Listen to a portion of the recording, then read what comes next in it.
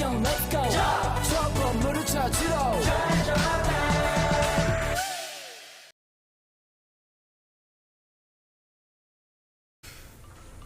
Assalamualaikum warahmatullahi wabarakatuh. My name is Anggun Safitri, and here I want to explain about some material in error analysis, that is classifying lexical error.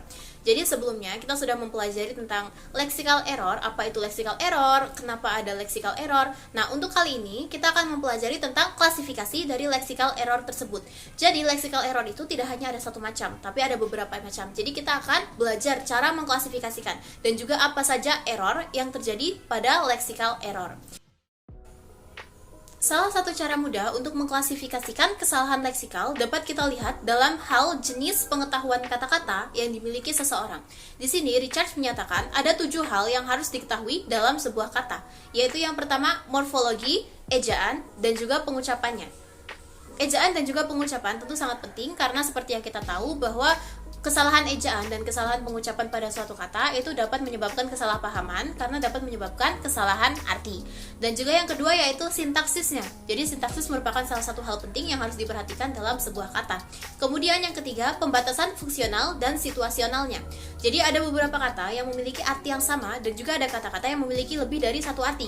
Jadi dalam membuat suatu kalimat kita harus menyesuaikan suatu kata dengan situasinya dan juga dengan fungsinya.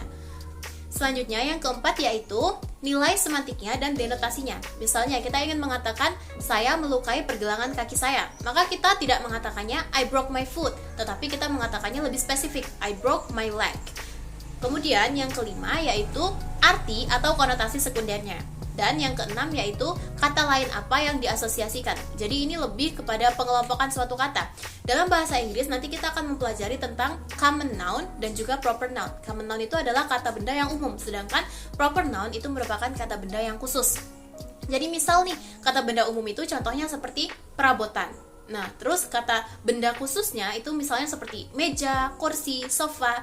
Jadi sofa, meja, kursi ini dapat dikelompokkan menjadi satu kesatuan yaitu perabotan.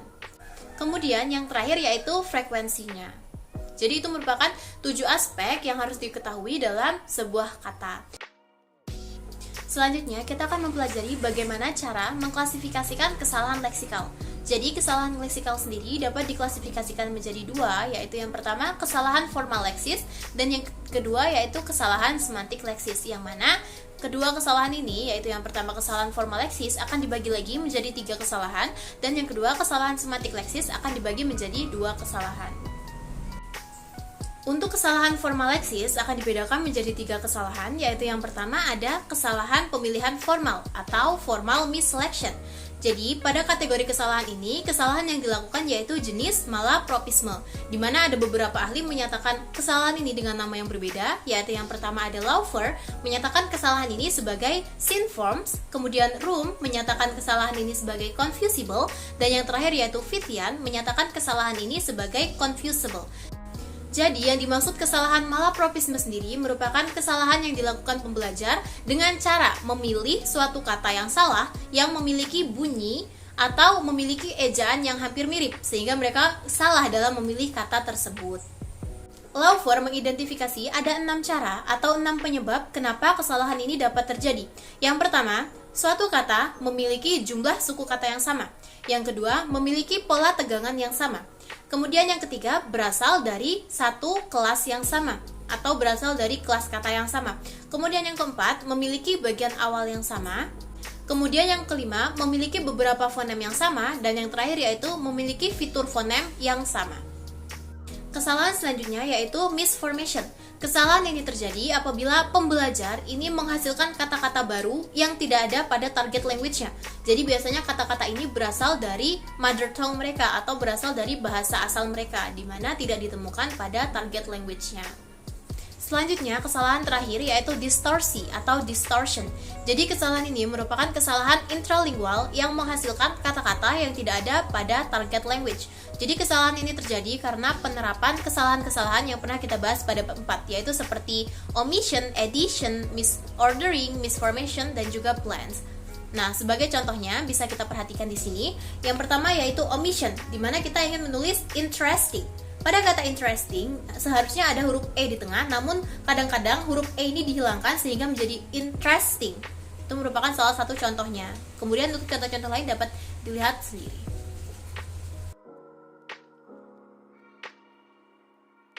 Selanjutnya, kita akan membahas tentang kesalahan semantik leksis. Jadi, kesalahan semantik leksis ini akan dibedakan menjadi dua kesalahan, yaitu yang pertama, confusion of sense relations, atau kesalahan hubungan indera.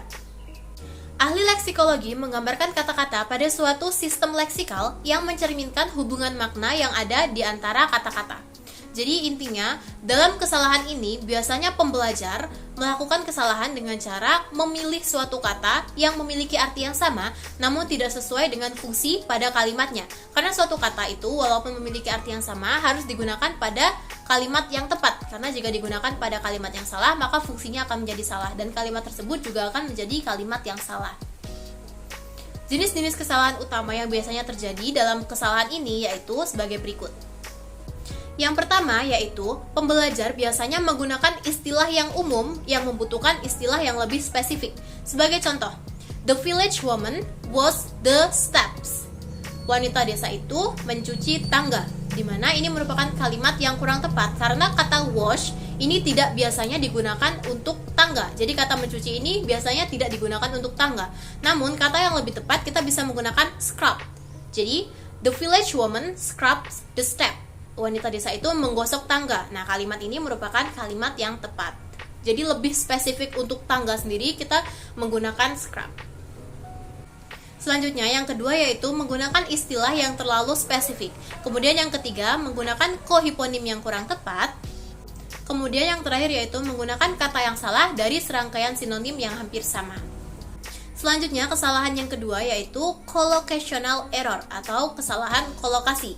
Jadi kolokasi sendiri merupakan pasangan kata atau kelompok kata yang jika digabungkan itu terdengar natural. Namun kesalahan yang sering terjadi yaitu biasanya para pembelajar seperti kita itu melakukan suatu penggabungan kata yang terdengar tidak natural. Misalnya nih, kalimat I did a mistake dan juga I made a mistake. Kalimat yang benar merupakan kalimat I made a mistake. Namun banyak pembelajar yang menggunakan kalimat I did a mistake karena mereka berpikir bahwa kata melakukan apabila ditranslate ke bahasa Inggris maka akan menghasilkan kata do, did, atau don't. Sehingga mereka lebih menggunakan I did a mistake dibanding dengan I made a mistake. Padahal kata-kata a mistake sendiri itu selalu digabungkan dengan kata made.